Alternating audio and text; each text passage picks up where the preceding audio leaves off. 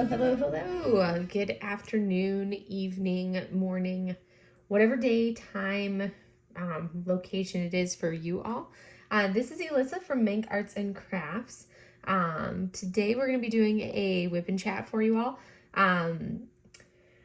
As you can see, I work on an easel. So it's going to be a little bit of a different setup if you're not used to seeing somebody work on an easel here.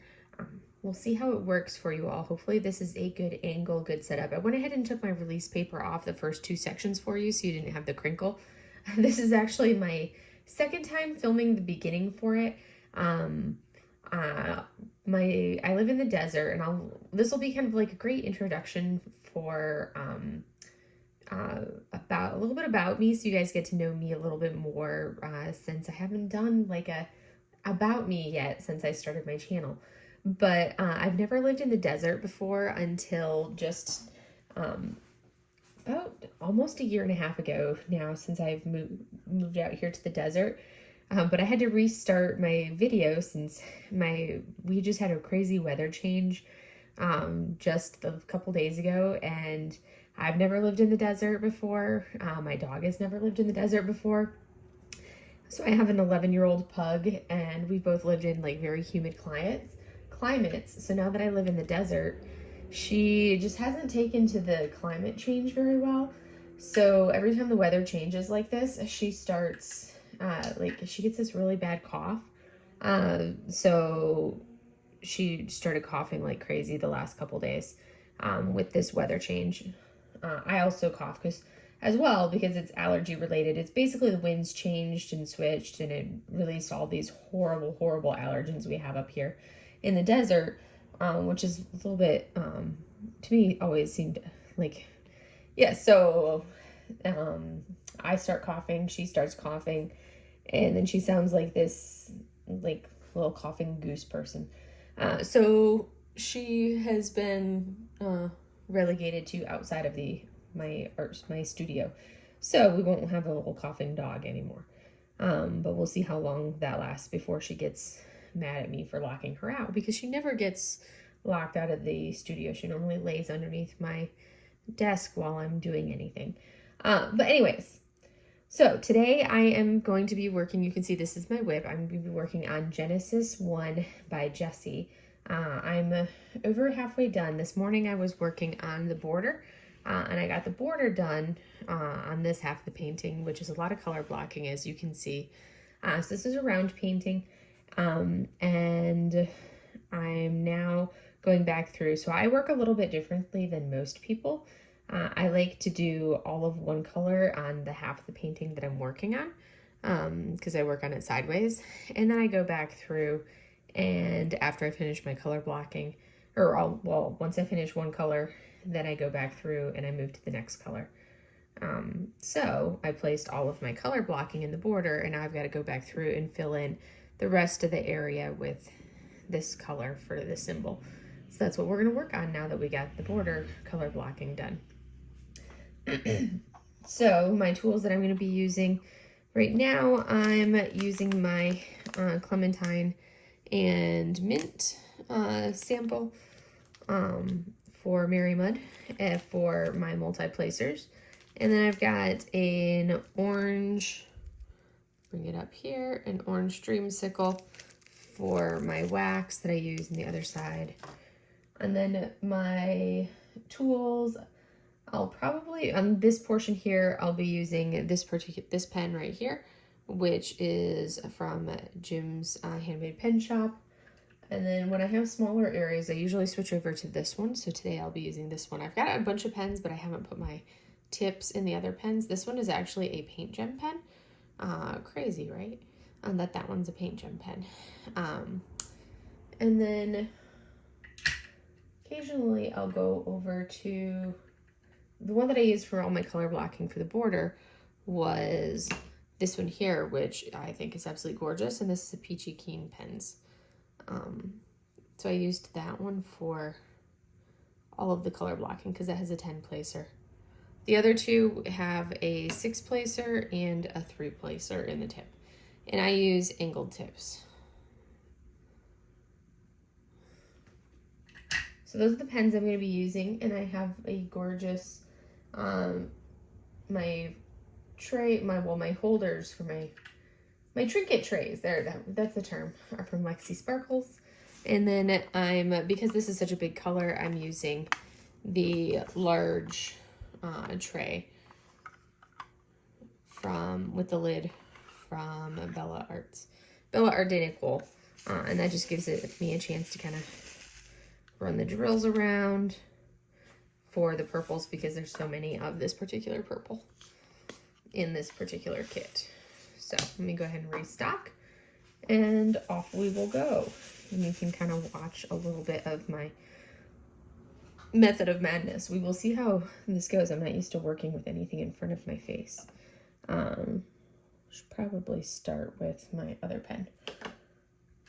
Let's see, do I need to restock my sticky note? That looks like it's relatively fresh. Let me see, do I need to turn my light on? Yeah, that'll make it a little bit better for you guys so you can see anything in front of me. Sorry, I'm getting used to this particular setup. Is not my normal setup. Normally I would work the small section and then take the other section of my plastic off for this one. All right, anyways, we will go ahead and get started. And usually I kind of like go for whatever area catches my mind. This one's I'm going to finish first because that's going to bother me if I don't. But we will see how I do working with my camera in front of my face, or my phone in front of my face, because that's kind of a odd angle and I don't normally work with it right there. Anyways, so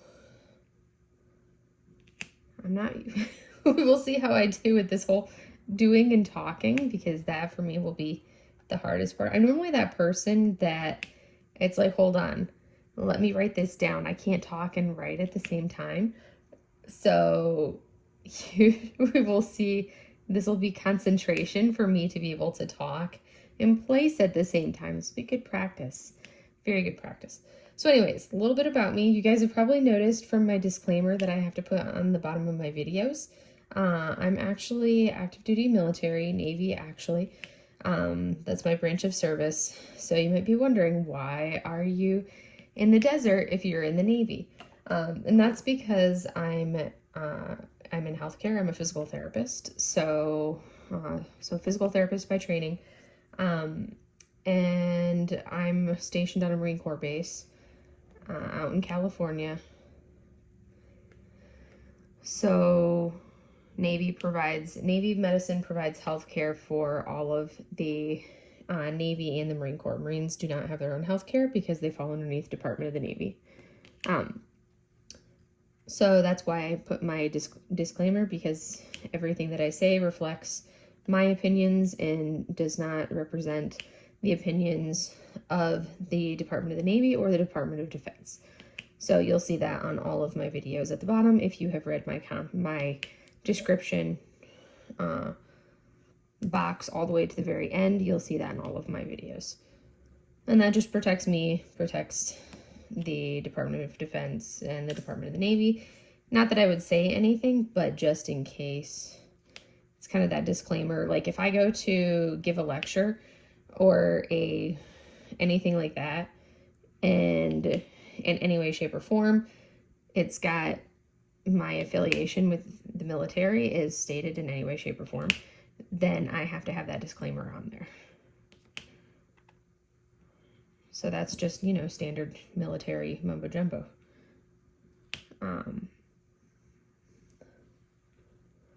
So I work in Navy medicine, physical therapist. I work at a hospital, which I haven't been at a hospital in a few years. I've been what we call operational, working in non-hospital settings, doing the fun stuff in the military, which is what I enjoy doing. Gotta get my white dots. That's what I have to focus on, covering the symbol. But now I'm back in a hospital setting, and anyone who's ever worked at a hospital, If you're a little bit more senior, you always have to kind of deal with the admin stuff. It's not just, hey, go to work, do my job. You always have to do the extras. And then being military, you always have extras in addition to that. But this week has been a little bit of a busier week. So, back to a little bit about me. I'll get more into my week and in a minute. So I am single. It's just me, mid-30s. I found that moving every like 2 years, it's not conducive to developing relationships. Go figure. And I do tend to, the longest I've had at a duty station is typically about like 2 years or so. Being out in Hawaii, I was actually in Hawaii for 3 years, which was wonderful because I consider Hawaii home. And that's where I plan on going back when I retire. I plan on moving back to Hawaii. So I just got a little bit of time before I can go back there. But Hawaii is home for me.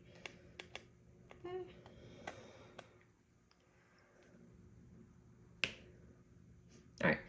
See, again, I get distracted by what I'm doing and I stop talking. So I don't know if anybody else has that issue when they're trying to do a WIP and chat where they start talking and then they forgot, or they stop talking because they're focusing on what they're doing in their WIP or their work in progress. They forget they focus on what they're doing and they stop talking. Anyways, you're probably going to hear my dog barking in the background or coughing in the background because she's going to come up to the office. Anyways, so I'm single. I move a lot. I do have 2 fur babies. I have my dog, who is an 11-year-old pug. And then I have she's my spoiled baby. I've had her since she was a baby. She was 8 weeks old when I got her. So she's been with me for forever. She's just not doing this move out here to the desert, from Hawaii to the desert, has been rough on her. And she's not doing well with this desert climate because I'm actually out in the high desert, which is different than the regular desert.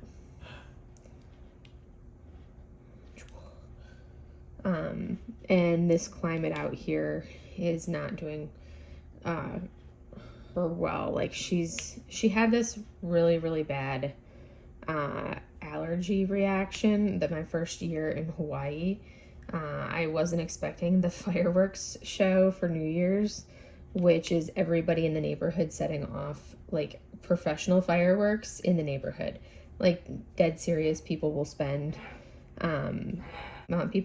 thousands of dollars, like tens of thousands of dollars on fireworks. And these are technically illegal fireworks. And ever since then, and all of the fumes and everything from that, really got her in like her airways. And since then she's had a lot of like breathing issues, which pugs, with their short noses can have the tendency to have breathing issues anyways, but just ever since then, she's been very sensitive to changes in like air quality. So even more so. So I've got like this like whole home pure air purifier for her.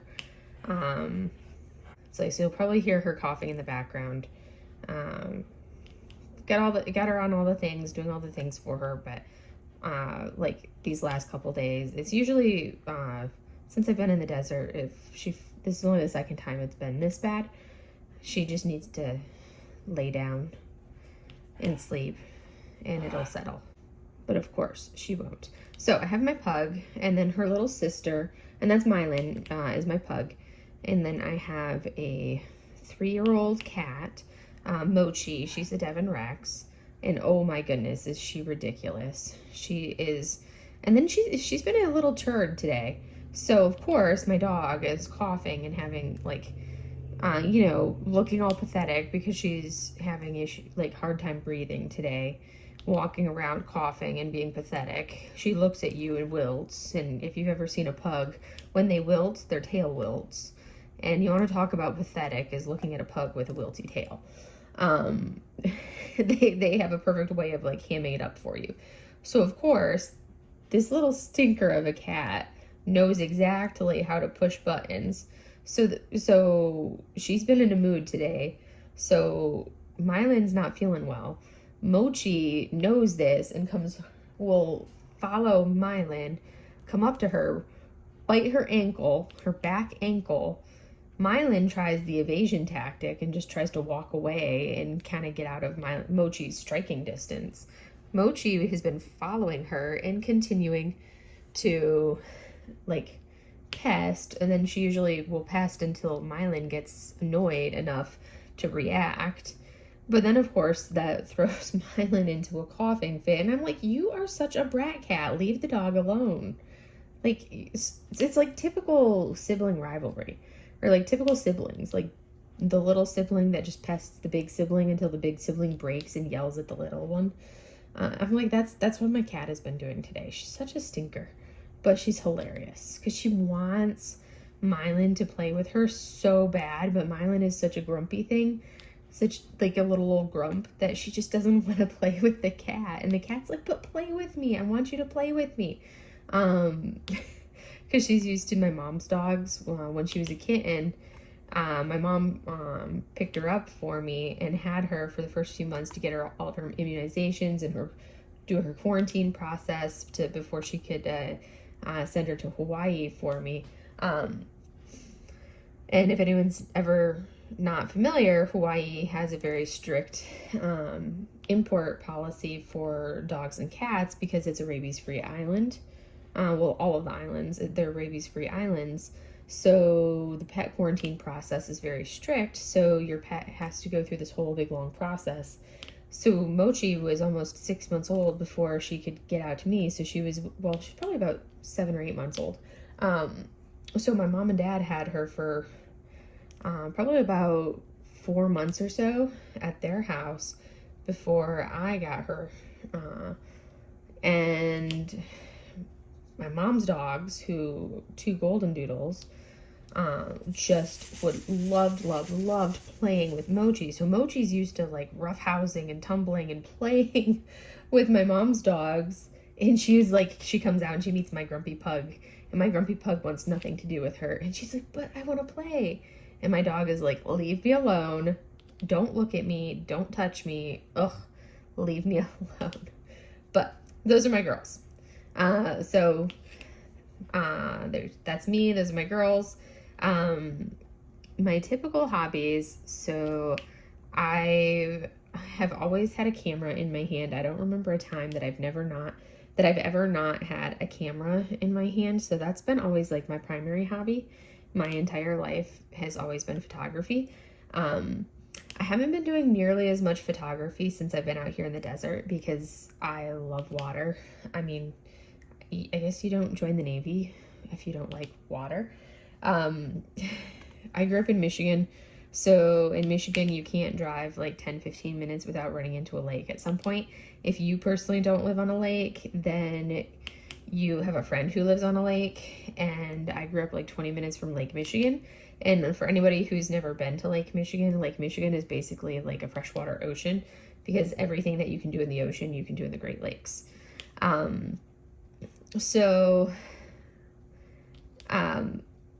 For me, being out here in the desert has been a little bit rough because there's no ocean, there's no water. Like my adult life, I've never been this far from the water in my adult life. And well, actually ever in my entire life, I've never been this far from a large body of water ever in my entire life. And I'm in my mid-30s. So it's like, and I love like photograph, like my typical thing that I love to photograph is I love like flowers and greenery, and then I love sunrises and sunsets, but I love them with like a water background of some type, like some kind of interest over the water. So being out here, it's like, yes, I can go to Joshua Tree National Park, I can go to other places out in the desert area, I can do all of that, but there's no water.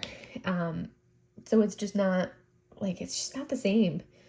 So I've had a really hard time motivating myself to go out and like take photos and get back into like my normal groove of photography as my normal hobby. I still do some, but nowhere near to the extent that I normally would do pretty much anywhere else that I've ever lived. My other primary hobby that I've done, and it's something that so I started doing Chinese brush painting back the first time that I lived in San Diego. I started just before I left San Diego and moved. So I moved from San Diego to Okinawa, Japan in like 2014. So late 2014, I started Chinese brush painting, and I painted for probably about a year or so before I went to Afghanistan. And then with my Afghanistan deployment, I didn't do any painting. Because yeah, it wasn't really feasible because I was in Afghanistan. But with my Afghanistan deployment and then coming back from there, so I kind of stopped Chinese brush painting or Asian brush painting because it's not just Chinese brush painting that I do. I also study under a Korean instructor and do some studying underneath her, which is more of that Korean style, but and that's just the strict Chinese style. So I like to, rather than referring to it as just Chinese brush painting, it's more of the broader term of the Asian brush painting. But I've been doing it, so I took like a 5-year hiatus, and then I started back up a couple of years ago, towards the tail end of COVID actually, is when I kind of got back on the swing of brush painting again. And I've been doing brush painting again now. So altogether for about, let's see, like 2-3 years. I feel like time just runs together. So maybe like 3 years total. 4 years. I don't know. So I do brush painting, Chinese brush painting, and that's like me as an actual painter style. But then I have, my mom is actually a professional artist. She's been, so she's a painter. She went to school for art and chose to kind of like let it go and focus on raising my brother and I. And then about 15 years ago or thereabouts, kind of really got back into, she was like, okay, I can actually get back into artwork again. So she's a professional artist. She does watercolors and oils, and then she'll do like acrylics as well, because it's like, I mean, you can't do oils without, I mean, acrylics and oils are basically, it's a very similar style of painting. Not much of a difference between the two, but she does those. And she just wanted me to get into painting for pretty much my whole life, but she's tried teaching me and I just couldn't do it. Like, my brain is too analytical, and I'd be like, well, what do I place in what order? Like, how do I do it? And she's like, well, however you want. Like, she tried teaching me, but my brain was like, but it just doesn't make sense. Like, what stroke do I do first? How do I do? And she'd be like, it doesn't matter which stroke you do first. You can kind of roughly do these. You roughly do this color. You roughly do it this way. But in general, however you want to. And I'm like, that doesn't work for my brain. I need it to be like, do this, do X, do Y, and then do Z. Like, it had to be very logical. And with brush painting, it just, for me, it works because there's like a specific way to hold the brush, a specific way to do this. Like, if you want to get this brush stroke, you have to do it this way. Like, and for me, that just, the logic, it was so much more, it just made so much more sense. So I do that style. But then I've been seeing the diamond painting around, like, you see it on advertisements and you see things for it and you're like, oh, that looks very interesting. And I've always been like, okay, that looks interesting. But I don't know. And then finally I was like, let me go ahead and give this a try. And I tried it and I'm like, I really like this. That's just like, it's something that I don't have to think about as to do. Whereas with my brush painting, you have to like be focused and thinking about what you're doing, and you actually have to kind of, in essence, when you want to get it, you have to get into the right mindset to do your brush painting, and you actually like are supposed to kind of get into like almost like a meditative state before you start brush painting. And sometimes you don't want to have to focus on what you're doing. So for me, this has been great because it's kind of like, okay, I don't have to think about it as much. I just do what they tell me to do, and you just off you go, and you just follow along with the groove of it. So that's what I've been loving about the diamond painting. But also, I do have to say, like, the community for diamond painting has been like hands down above and beyond, 100% above and beyond, like the most welcoming and open community. And like I said, I've been in the photography community for quite a while, especially in Hawaii. I've been in the brush painting community, and now being in the diamond painting community, and I have got to say, like, this community is hands down the most open and welcoming community by far of the three. And I just want to give a huge shout out to Bree from Painting with Pities for like basically like for pushing and promoting my channel a couple different times, like with her during her live, and being like, I think my mom was like my first follower on my channel, because of course, that's what moms do, especially a mom that has her own YouTube channel. And when you have a mom that has her own YouTube channel and is like an artist herself and everything else, she was follower number one or subscriber number one. And then Bree was like subscriber number two to my YouTube channel. So huge shout out to Bree at Painting with Pities, who is amazing and phenomenal. And just an example of how open and receptive and inviting everybody in this community has been. And as I've started like this journey. So for me, it's like starting, I was kind of like, do I do a channel, or do I just kind of like, do the typical, have a Instagram? Because I've gotten Instagram for my photography page. I've gotten Instagram for my brush painting page. Do I just go ahead and, start up my Instagram for my diamond paintings, which I did, and I have my Instagram for my diamond paintings. And I was thinking about it. I'm like, I'd really like to do the YouTube. It's something that it's like I want to do because I find it like intimidating to do it, and doing the talking. Like, I can talk. I have no problems getting up in front of a bunch of people and talking, but the thought of sitting in front of a camera, well, I'm not really in front of the camera, I'm behind the camera, but the thought of doing it was very intimidating. Let me refill my drills. Like, the thought of doing this, I'm like, that's scary. I don't want to do this. But then because it's like, that's scary, I don't want to do it. I'm like, okay, that means I need to do it.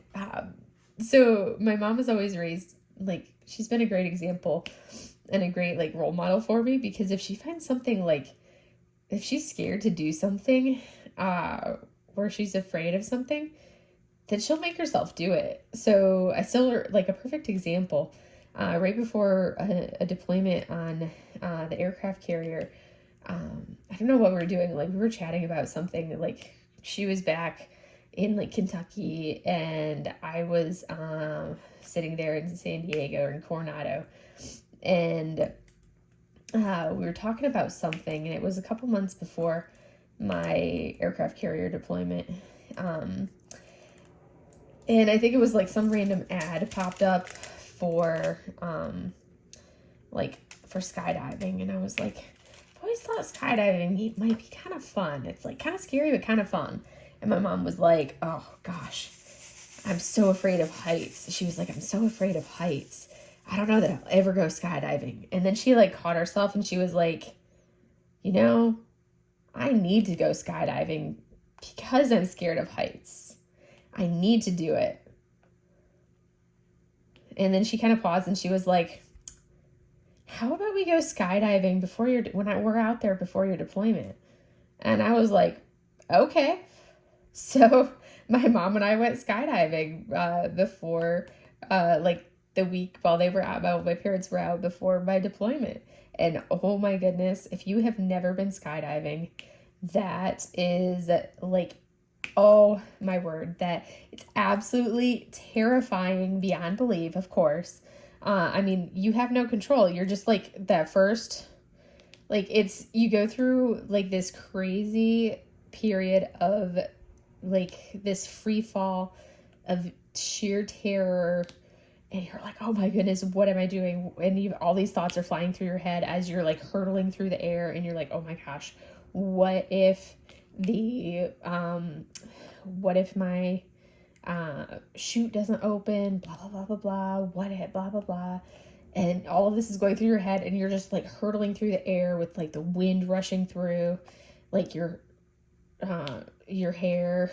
Did I say hurtling through the hair? I don't know. But it's like just absolutely terrifying. And you're like, what am I doing? I just jumped out of a perfectly good plane for absolutely no reason. Oh my goodness. And then you like, then your chute opens and it catches you and you come to like this jarring stop. And then it becomes like this amazing, incredible experience because now you are in like you're still moving pretty fast, even with your chute open, but it feels so much slower. And you're now in like that slow descent with the chute open. And you want to talk about the most incredible silence ever is when you're in that period where you're now going down with your chute open. There is nothing like that level of silence in the sky. There's none of those noises that you associate on the ground. Oh my word. It was absolutely incredible. So my mom and I did that. And that was because she was like, she's like, I'm scared of heights. I need to go skydiving. Because she had just told herself, oh, I don't think I'll ever do that because I'm terrified of heights. And then she's like, oh, wait, I'm terrified of heights. I need to go do something because I'm scared of this. I need to go do it to get over my fear. So that's always been something. So that, that's kind of always been like a thing where I'm like, okay, if I'm scared to do something, well, then I need to do it. So that was kind of one of the reasonings behind opening starting my YouTube channel. And then also it kind of do a little bit of the, I think my kind of catalog my journey into this craziness of the diamond painting adventure. Since I did start my YouTube channel, literally I started diamond painting the first week of April, and I think I posted my first YouTube video in like the first week or so of May, maybe the second week of May, so pretty early. So I was kind of like, I kind of want to do this. Yes, it was like scary to do, but I wanted to kind of post it early on and everything to kind of be like, hey, this is my journey. This is what it can be like as you're starting out. And kind of like start this crazy, fun new adventure. Do something new and see how it can go. So that's been, that's where we're at, and that's kind of why I decided to do it. And you won't see just the licensed artwork initially. You'll see some of the, as I paint them, you'll see some of the budget kits that I also bought as I go through them, because that was part of the journey is you start off with, and if you don't know anything, you may start with the budget kits. And also there's going to be a lot of people that will do the budget kits and there's absolutely nothing wrong with them doing that.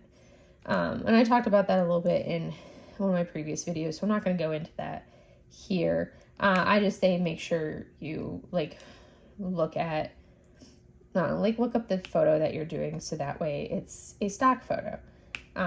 So that way you're not going for like a licensed artwork photo.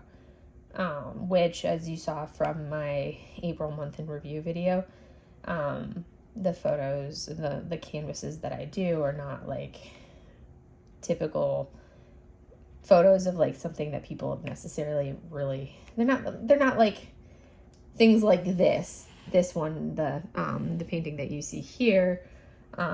They're more images of like my Buddha canvases and things like that. But periodically I'll jump in and I'll do those because they are smaller and they are like snack sizes, and they're not something that I've seen, because again, my taste is a little bit different with some of those, just because I want that one's not going to stick there.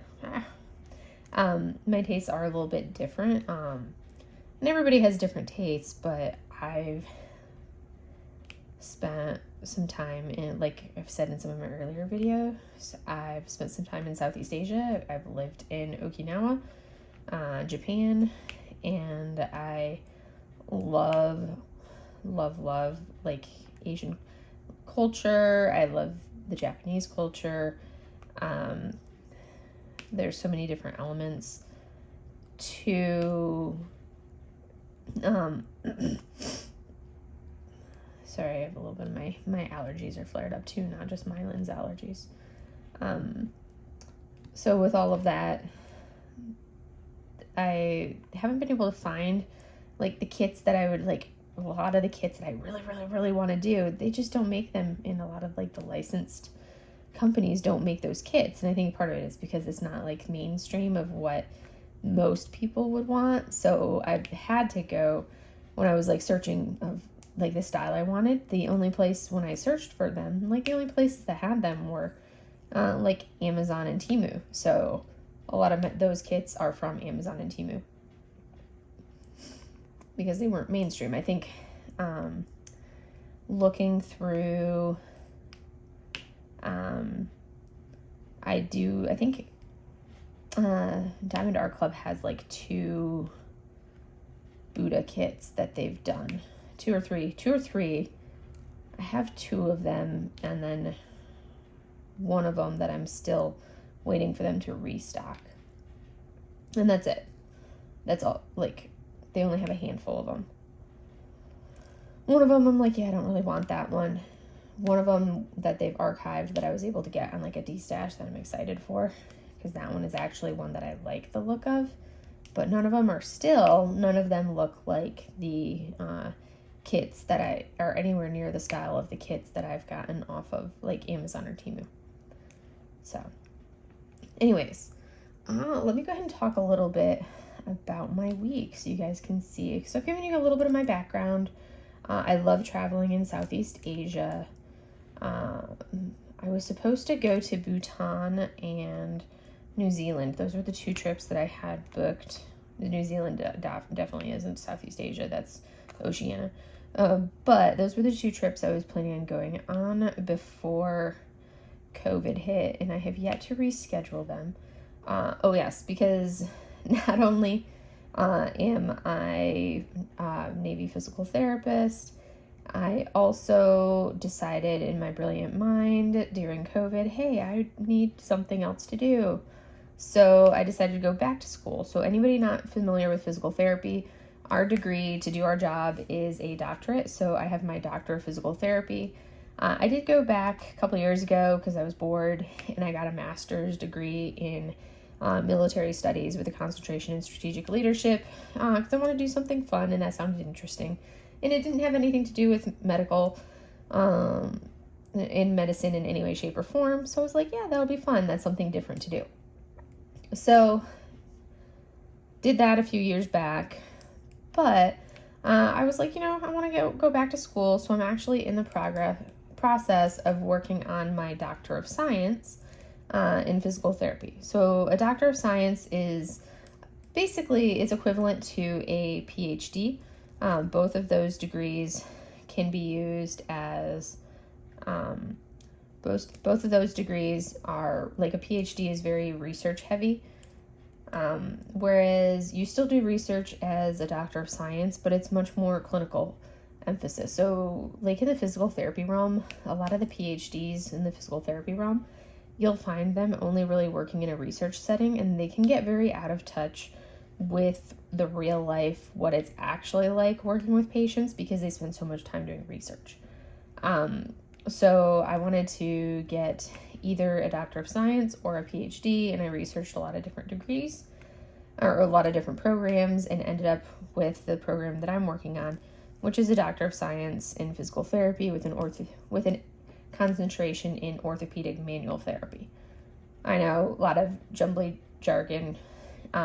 Basically, doctor of science with an emphasis on hands-on orthopedics, or just basically hands-on with the stuff that you'll see when you go work in an outpatient setting. So the stuff that you do, like if you were to go see a physical therapist in any physical therapy clinic out in town, but that would be orthopedics basically. So I can actually switch over to my six placer to get the larger ones. Those little fill in those areas. So you can see a little bit of my method to my madness here. But, so I'm working on that. I think I have one more actual class to take, but they only offer that class in the spring. So I'll take that next spring. And then after that, I missed that little section. After that'll be the last actual class I have to take. Other than that, I'm just working on my dissertation now. And then once I finish my dissertation, which is a research project, once I finish that, then I will be done with my Doctor of Science. So I've still got like a year to 2 years left because of the research project that I have to do. But, that's me just not being busy enough. I needed more to do, so decided to go back to school. So that's what I've been doing for the last 2 years is schoolwork. So every single trip that I've taken in the last 2 years has been to fly to Michigan to my school for hands-on courses because, again, manual physical therapy, you can't learn how to do manual or hands-on physical therapy. For anyone that doesn't know what manual means, that's hands-on physical therapy. I can't learn how to do hands-on physical therapy over Zoom or my school's equivalent of like Blackboard. I can't do that over virtually. You have to do that in person. So I have to fly to my school every semester, sometimes twice a semester, to do the hands-on classes, which I've been doing for the last 2 years. And that's basically been my vacations. I also have to do mentorship hours, which basically means that I have to work with a physical therapist that meets certain requirements. So they have to essentially have graduated from the program and have certain advanced skill sets in manual therapy. I'm not going to go into what all of it means because it's very specific and more abbreviations and random jargon that I don't feel like it's just stuff that's not essential to understand what all of that means because it's just a lot of random abbreviations. But in order to work with one of these, with a physical therapist, they have to meet all these criteria. And there's not a lot of people that meet this criteria per my school. So when I reached out, the closest one to where I'm at would be in Arizona. When I reached out to do my mentorship hours, I have to do 60 mentorship hours, which is basically me working with them directly for 60 hours. So like a week and a half in their clinic, but you break it up into like 4 semesters. So you do like 15 hours at a time. So when I reached out to do the first set of hours, the clinic closest to me, the physical therapist, never responded back. And I was like, okay, come on. Like, seriously? Because I tried getting a hold of them. They never responded back. So I reached out to, like, the mentor for the program and was like, hey, so-and-so never replied back. I never heard back from them. Who else would you recommend on the West Coast? Because, you know, I'm out in California. And I wanted to make sure I was getting somebody that was out here. That way I didn't have to travel too horribly far because, you know, I have to pay for that. I also have to pay the therapist that I'm working with for their time because that's also, you know, and that adds up. So on top of paying tuition for the credit hours that I'm doing, I then have to pay the therapist directly for their time and for the mentorship hours. So it's like, okay, great. So my mentor that I'm doing is also working with is in Seattle. So I have to fly up to Seattle as well to do mentorship hours with them. Crazy, right? The things we do when we're like, I need something else to do. But no, it's not just that I need something else to do. It was, there's more to it than that. It's for the potential for, like, come on. I'm starting to lose my sticky. I'll need to revamp my sticky. I'm a very hard presser, so I lose my sticky pretty easily. So usually I have to, like, rejuvenate my sticky a little bit. Did I just finish this section of this color so I can move on to the next section for a few more minutes? So now I can slide this bad boy over.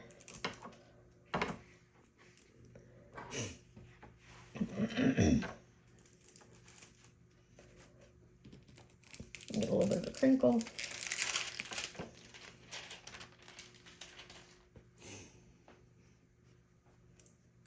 You can see I placed some with the 10 placer. All right. So anyways, that's the only travel that I've done in the last like 2 years has been, well, since pre-COVID, the only real travel that I've actually done has been to Michigan or to Seattle for my mentorship hours. And I'm like, oh my gosh, I so need to travel somewhere. I'm like going so antsy. But I finally finished. I have one more trip that I'll have to do to Michigan, and then I'm done with my Michigan travel. And that's to take a exam for, I have to take an in-person practical examination, and then I will be done with Michigan travel completely, and then I'll have one more trip to Seattle. And then I'm done with the Seattle travel. Thank you. So it's coming to an end. I'm getting close to being done with that. All right. So this week, it's been a pretty busy week at work. So we have an inspection coming up, and of course everybody's freaking out about getting everything done in time for the inspection, which this is kind of like the pre-inspection to the actual inspection. So in reality, this is the inspection that technically it should be a, hey, this is this current status of our program, and it should become as your program actually is, and you present them what your program actually looks like if you're one of the program owners for something. And this is what the program looks like. This is our current status of said program. And they tell you this is what you need to work on for that program before the actual inspection. So you come with your current status and they tell you what needs work done. But of course, everybody's like, we need to make sure everything looks absolutely perfect, and we need to rush and scramble to get all these checks in the boxes rather than taking the time to say, hey, this is the current status of our program as is, here it is. And then they look at it and say, okay, well, you need to work on this. So everybody's trying to like scramble to get these checks in the boxes, even though that means turning in and having like an inferior product. So rather than saying, okay, we're going to do this really good working group that's required by instruction to have done for this product or for this. So if you own this, if you're in charge of this program, and your program says that you have to have a working group done quarterly, and it hasn't been done quarterly. So rather than saying we haven't been doing our working group, you need to do a working group, and they give you a hit for not doing your working group. So you take the time to develop the working group and put it together and put together a good working group. Everybody's scrambling to say, okay, we need to put together and get this working group together and meet and go over everything. And they're trying to scramble and do that in these next couple weeks before this pre-inspection to the inspection. Which to me, I'm like, you go as your program is so you can see the current status, not like this pseudo fake we scrambled and made do kind of a thing. But anyways, I just work here. So that's kind of like, the mad scramble of getting everything done for this inspection that we've got coming up in the next few weeks. And then of course seeing patients, but the craziness of patient care. I had duty, which basically that means, so I had duty on Tuesday. No, actually I had duty on Monday.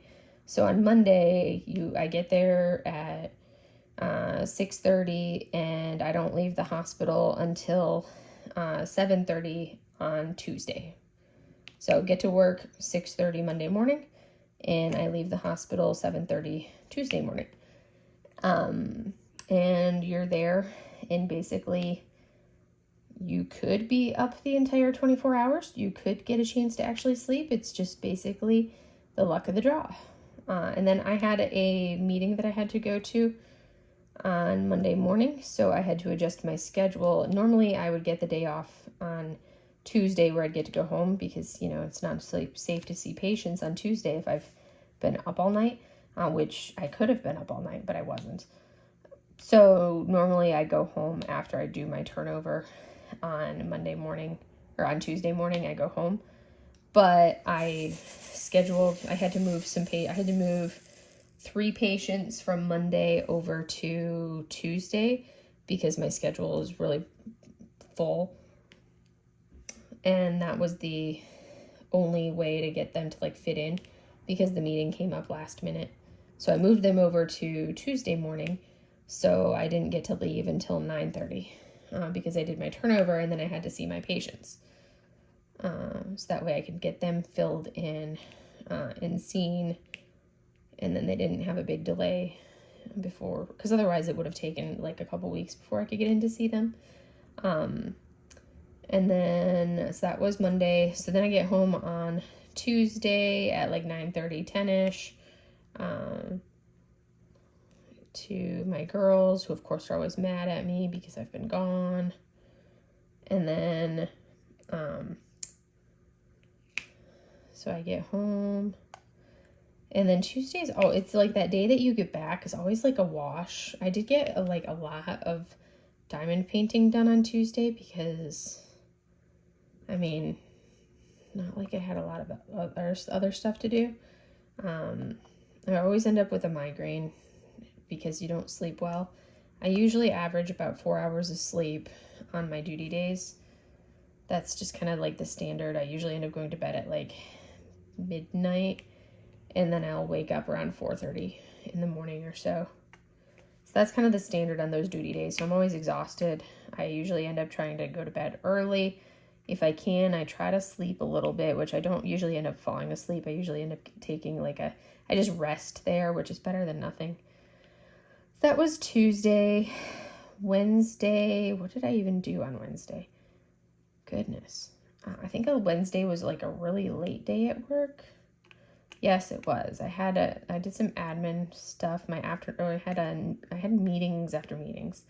So my Wednesday afternoon was all meetings and doing admin stuff. And I didn't end up I don't think I even ended up getting home until 6 o'clock on Wednesday, which is really late for me. I don't like staying late, but normally my day ends at 4.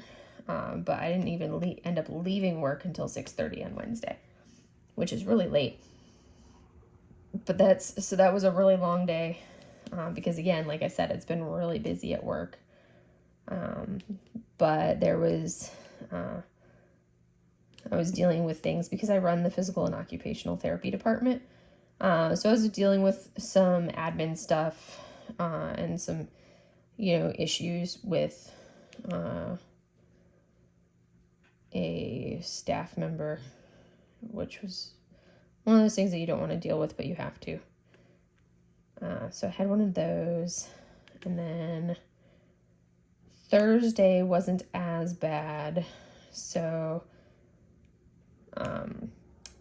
Thursday mornings, we start off our one Thursday a month, we do a leadership meeting in the morning.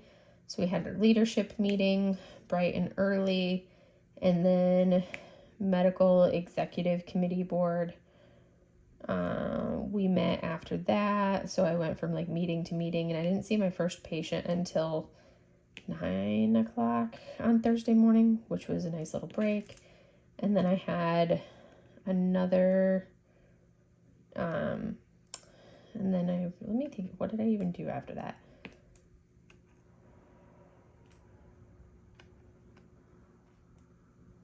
So I did that, and then what did I do? Yeah, and then so I did the meetings. Oh, and then I got to leave a little bit early because we had roadside cleanup for all of the officers. We did a roadside cleanup at 3:30, so I had to go meet everybody at like the designated starting location with all the stuff in my car for the roadside cleanup.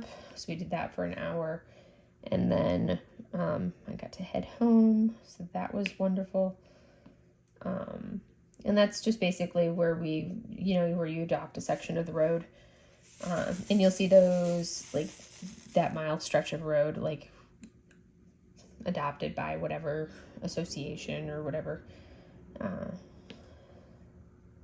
organization. And the wardroom, which is all the officers at the hospital, we have one stretch of the road out from the hospital in town that we have adopted for roadside cleanup. So we did that on Thursday. Friday wasn't as bad. Of course I get home from all of this and I'm usually so exhausted that I'm like, I don't want to go anywhere or do anything, which I usually don't during the week. I'm extremely introverted, so I'm like a homebody. So I get home and I'm like, I just need to like not be around people because I need to recharge my energy because I'm just so exhausted from interacting with everybody during the week. And then it's been even more antisocial ever since I got back from Afghanistan in like way back in 2016 is when I got back from Afghanistan. My introverted tendencies have gotten even more pronounced. So then on Friday, let's see, what did I do Friday? Friday was, Wednesdays and Fridays are my shorter days for patients because I do admin in the afternoon on Wednesdays. And then we do our department staff meeting on Friday afternoons. Because most of the Marines aren't there on Friday afternoons anyways because they get an early release. So it's like, well, we don't really see patients in the afternoon on Fridays because they're not going to be there, so they're not going to show up. So patients in the morning, and then my other physical therapist, one of them, that was her last day before she leaves and moves. So she brought in tacos for everybody for lunch as a farewell. And then, so we did that and presented her with her farewell gift. And then I had an interview.